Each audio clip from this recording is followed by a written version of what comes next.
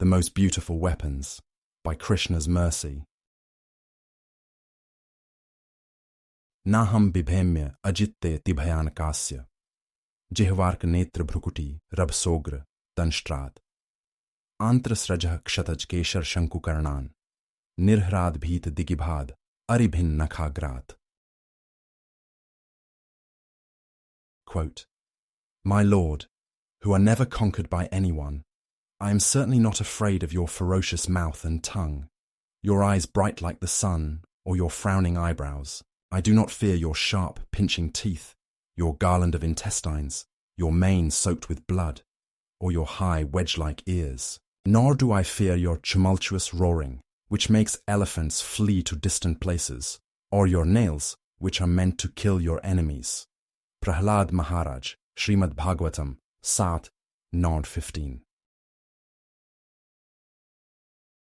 What is your response to the following criticism? It is offered by a self-proclaimed open-minded person. They are not stuck at the point of dogmatic insistence. They believe in God. They acknowledge the presence of an almighty, all-pervading figure. They do not foolishly consider the amazing intelligence embedded into every aspect of nature to be the result of chance, accident, or randomness. This is, of course, because if randomness created the seed of the cucumber, then certainly the same randomness would be present in the result of the planting of that seed. In other words, in a world run by randomness, a cucumber seed could produce a banana, and vice versa. No, this person offering the criticism has intelligence, but there is one reservation when casually observing the timeless practices and procedures of the Vedic tradition.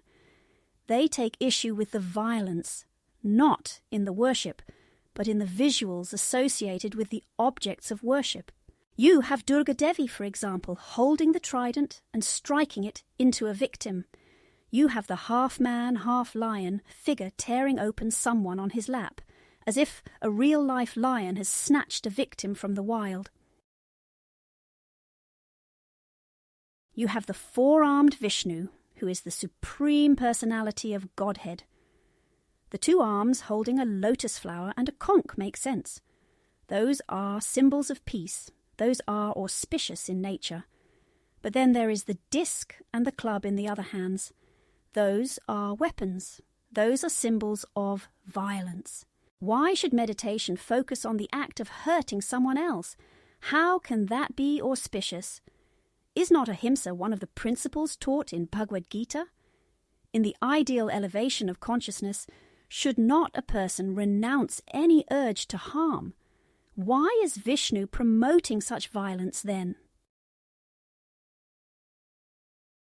One way to understand is to consider the story of a person victimized by a corrupt justice system. They are sitting in jail. They did nothing wrong. They merely happened to be in a place where something else was going on. They got caught up in the swell of a crowd, which moves according to its own desires. This person never hurt anyone. They never tried to break the law. Nevertheless, the authorities have managed to press the highest charges. It has been years since the first arrest, but still no trial. The reason is obvious. There has not been a crime committed, and the lack of wrongdoing would become obvious in the first day of legal proceedings. No, there is some nefarious motivation involved in the persecution. There is a political score to settle. This person is merely the victim of egregious corruption. Imagine, then, that one day someone comes to the rescue. They carry weapons. They go after the guards that have been torturing the innocent prisoners for no reason. This savior exposes all of the corruption in the process. They deliver justice in a swift manner. The crimes of the law enforcement body become obvious to everyone.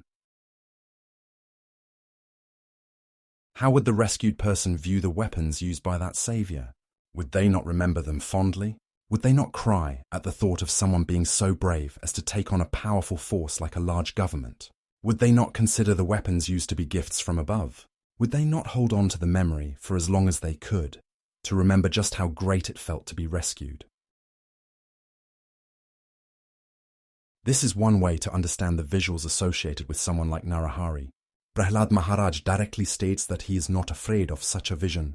Even the devas are hesitant to approach. in the aftermath of the slaying of the Daitya named Hiranyakashipu. That leader got what he deserved. He went on with his abuses for too long. He thought that no one was watching. He thought that no one could take him on. He thought that Prahlad could be eliminated by brute force. Hiranyakashipu thought wrong. Prahlad knew that it was Vishnu the entire time. Prahlad knew that Vishnu is generally neutral towards the population of living beings, bhutas, in the material world, but that he makes an exception for the devotees. He brings to them what they lack and maintains what they have. Ananyash chintayanto mam, ye janah paryupasate, tesham nityabhiyuktanam, yogkshemam vahamya aham.